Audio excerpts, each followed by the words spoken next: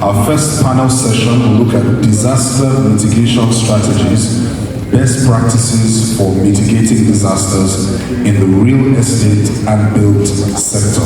With you, Mr. Mayor, we don't want to assume that we all understand what disasters are, because disasters are classified. There are some that are natural disasters, there are some are man-created, and Nigerians are known for creating many disasters. So we'd like you to first talk about what are disasters as it relates to the real estate business and the built industry, and what may constitute disasters that are not evident now. You have 5 minutes, sir. Thank you. Yes, a disaster would clearly be something that affects you real estate-wise. And I always like using personal examples. 2 disasters to me, and it's important because in the long run, recommendations will come on this.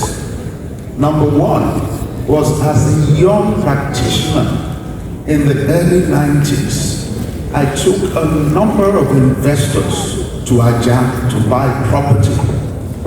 We did our searches, the results came out right, and shortly after, for those who had built properties, their properties were demolished. For those who had not built, the land was taken over. That was an absolute disaster. The second example was one of the buildings that collapsed in Lagos recently. I'm sure you know the one I'm talking about. My team had gone to inspect just 1 week prior, and then the property collapsed. The fact that it collapsed was a disaster to the guy who was building, the developer, and the fact that it collapsed was also a disaster to those who had invested.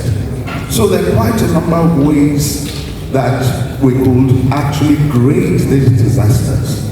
I'm sure at the end of today, the question will be, how do we mitigate? And let me add one final one.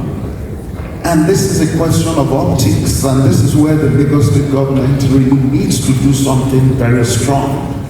I was in Saudi Arabia last week for a conference, and one of the Saudis asked me, what is going on in Nigeria where houses are being destroyed?